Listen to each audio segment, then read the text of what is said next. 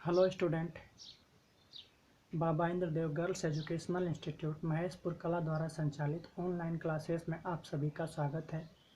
आज हम अपने सब्जेक्ट सामाजिक अध्ययन से प्रथम चैप्टर से मौर्यकालीन सामाजिक, आर्थिक और धार्मिक स्थिति की चर्चा करेंगे। तो आइए शुरू करते हैं। सबसे पहले हम ये जान लेते हैं कि मौर्यकालीन सामाजिक, आर्थिक और धार्मिक स्थिति की जानकारी के स्रोत क्या हैं। तो स्रोत के अंतर्गत चाणक्य का अर्थशास्त्र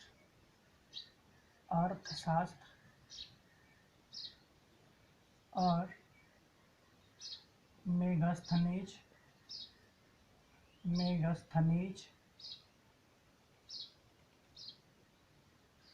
के इंडिका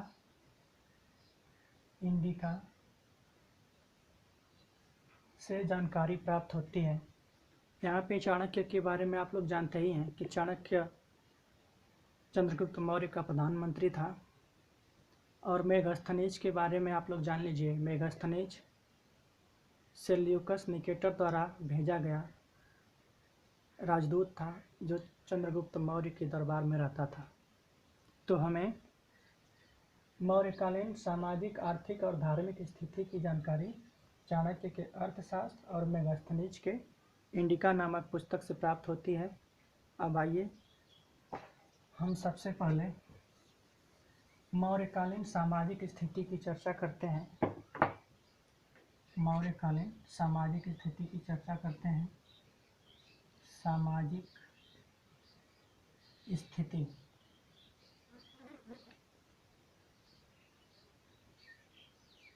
सबसे पहले हम चाणक्य के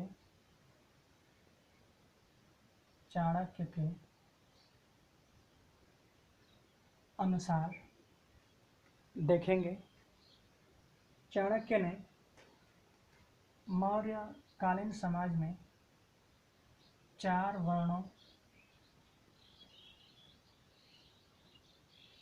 और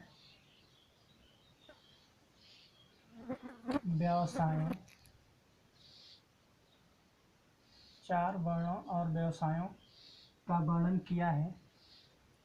चाणक्य ने अपनी अर्थशास्त्र नामक पुस्तक में 4 वर्णों और व्यवसायों का वर्णन किया है। इसके साथ साथ चाणक्य ने अनेक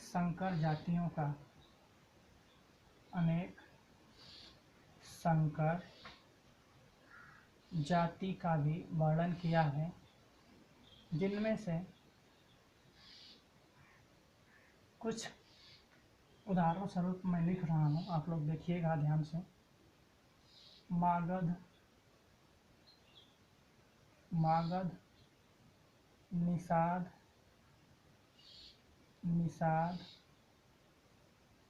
सूत आदि। ये तो था चाणक्य के अनुसार मौर्यकालीन सामाजिक स्थिति। मौर्यकालीन समाज 4 वर्णों में विभक्त था और उसके 4 व्यवसाय थे। इनके अतिरिक्त चाणक्य ने अपनी पुस्तक अर्थशास्त्र में वर्णन किया है कि 4 वर्णों के अतिरिक्त अनेक संकर जातियां भी थीं, जैसे मागध, निषाद, सूत आदि। अब इसके बाद हम मेगस्थनीज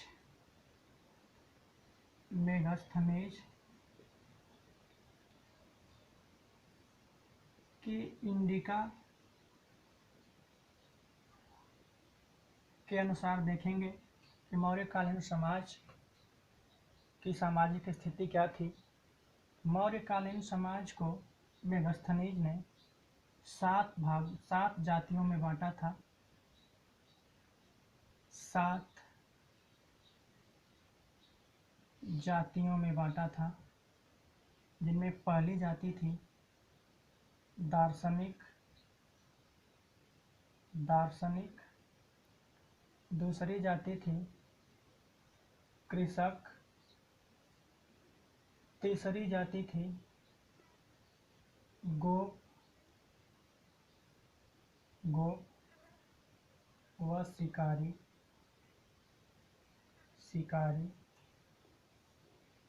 चौथी जाति थी कृषक।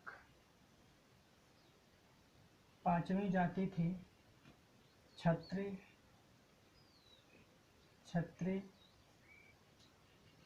छठवीं जाति थी अध्यक्ष। और सातवीं जाति थी मंत्री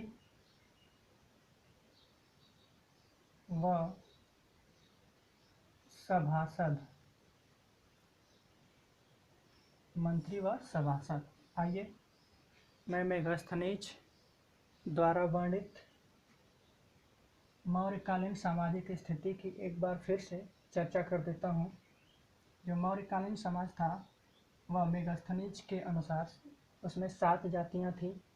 पहली जाति का नाम था दार्शनिक, दूसरी जाति का नाम था कृषक, तीसरी जाति का नाम था गोप व शिकारी, चौथी जाति का नाम था कृषक, पांचवी जाति का नाम था छत्री, छठवीं का नाम था अध्यक्ष और सातवीं जाति थी मंत्री व सभासद। ऐसा लगता है कि मेगास्थनीज भारत की वर्ण व्यवस्था और व्यवसाय के भेद को समझ नहीं पाया था और उसने व्यवसाय को वर्ण समझ लिया था और 7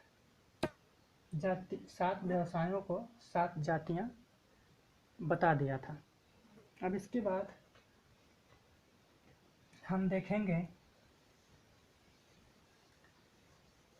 सामाजिक स्थिति के अंतर्गत ही उस समय विवाह की क्या स्थिति थी।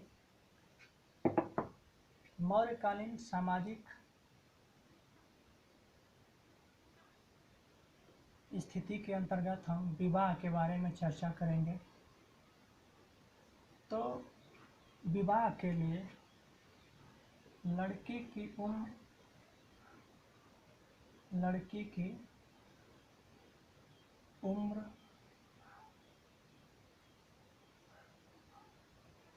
12 वर्ष और लड़कों की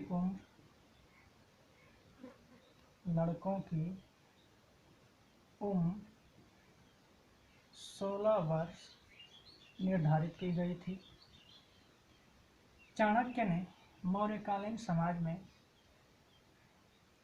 8 प्रकार के विवाहों का वर्णन किया है। चाणक्य ने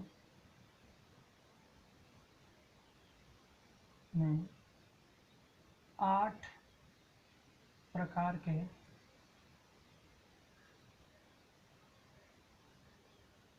विवाह का वर्णन किया है जिसमें पहला है बाह्य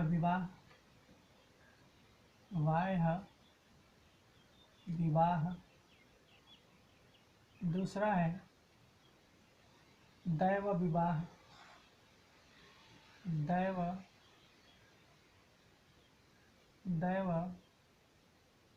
विवाह, तीसरा है आर्य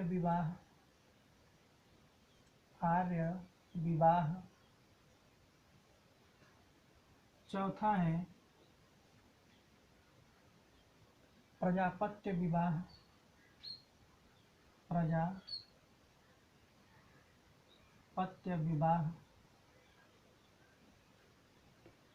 पांचवा है असुर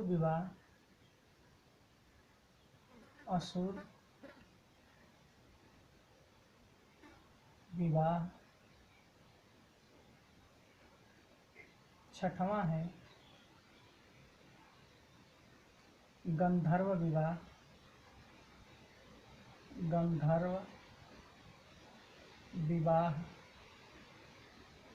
छठवां है, सातवां है राक्षस विवाह, और आठवां और अंतिम है पैशाच विवाह। पैशाच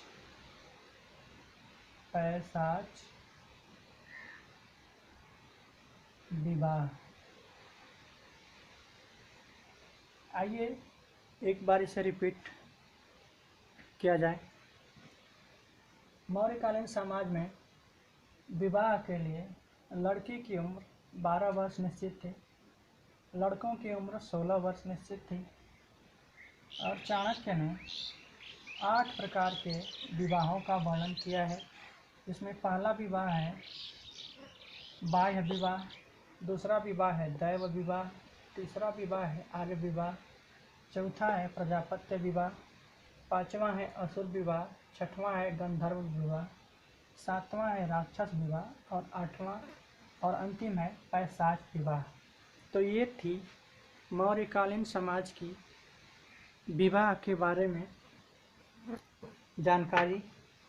इसके आगे हम मौर्यकालीन सामाजिक स्थिति के अंदर ही स्त्रियों की दशा के बारे में देखेंगे कि मौर्यकालीन समाज में स्त्रियों की दशा क्या थी। तो मौर्यकालीन समाज में स्त्रियों की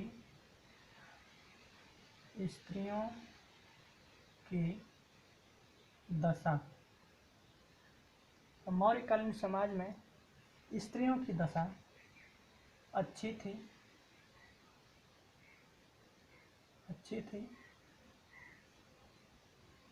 स्त्रियों को पुनर्विवाह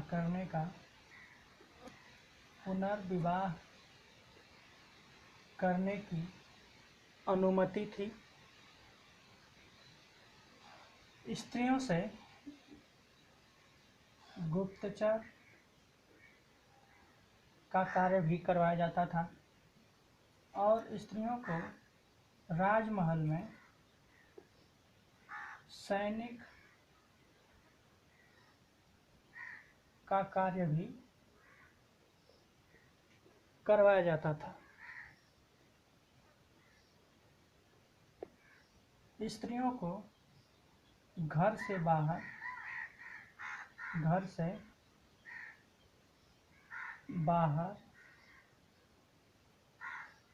निकलने के लिए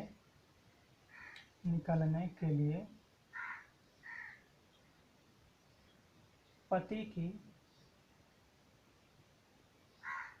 आज्ञा आवश्यक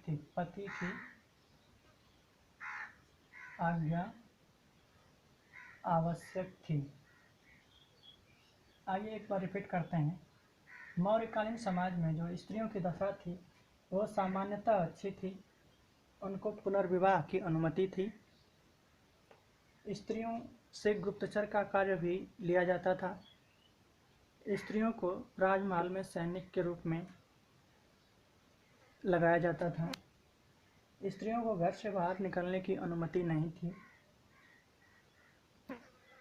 और उसके लिए अपने पति की आज्ञा लेनी पड़ती थी। अब इसके बाद हम आगे मौर्यकालीन समाज के रहन सहन व खान पान के बारे में चर्चा करेंगे। रहन सहन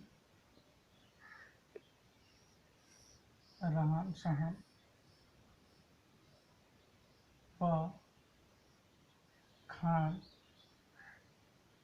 पान।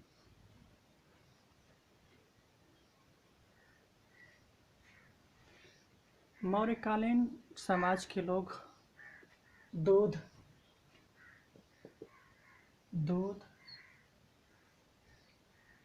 अन्न, अनाज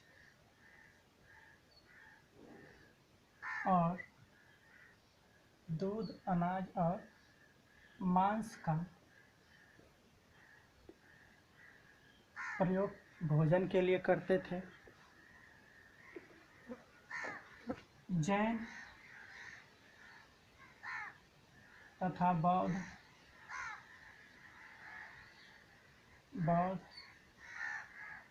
मांस का प्रयोग नहीं करते थे। मांस का प्रयोग नहीं करते थे।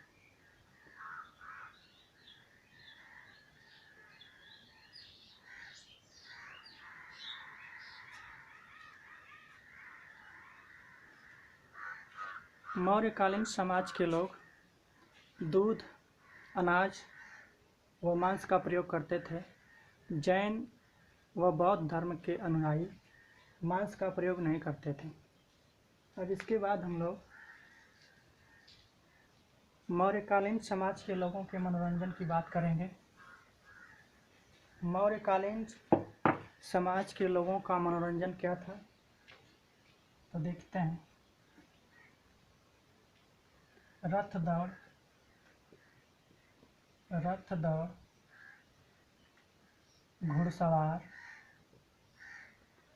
घुड़सवार, मल्ल युद्ध,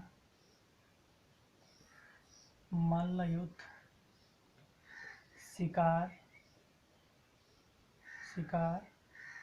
आदि मनोरंजन के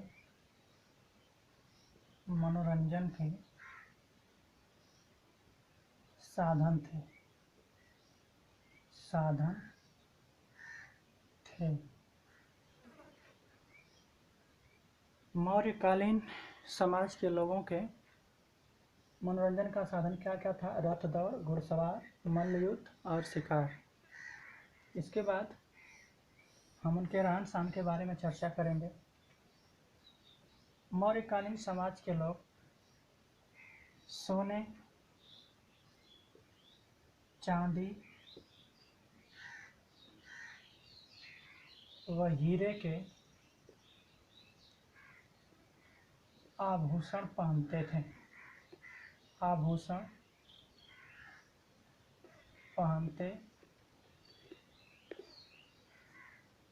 थे।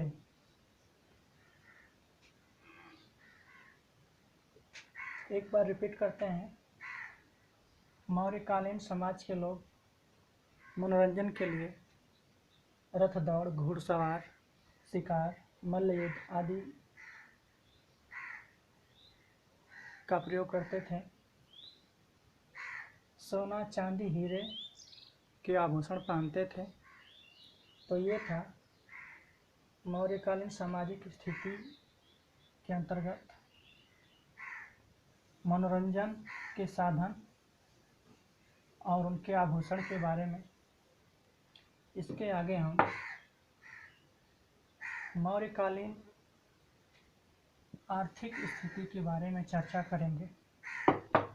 मौर्यकालीन आर्थिक स्थिति।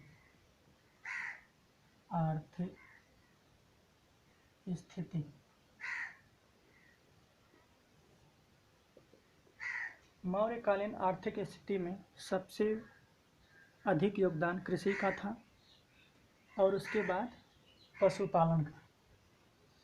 सर्वाधिक योगदान कृषि का और इसके बाद पशुपालन तथा वाणिज्य व व्यापार का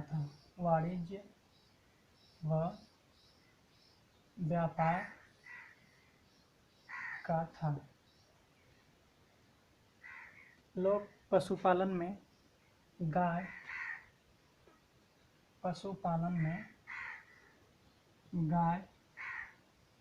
भेड़, बकरी आदि पालते थे और वाणिज्य और व्यापार में धातु के कवच,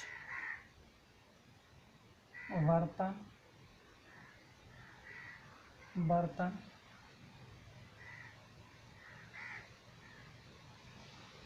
जूते आदि बनाते थे। वाणिज्य व व्यापार के अंतर्गत क्या क्या करते थे? धातु के कवच, बर्तन, जूते आदि का निर्माण करते थे। इसके बाद हम अगली वीडियो में मौर्यकालीन धार्मिक स्थिति की चर्चा करेंगे। आज के लिए इतना ही। मौर्यकालीन धार्मिक स्थिति की चर्चा हम अगली वीडियो में करेंगे। आज के लिए इतना ही। धन्यवाद।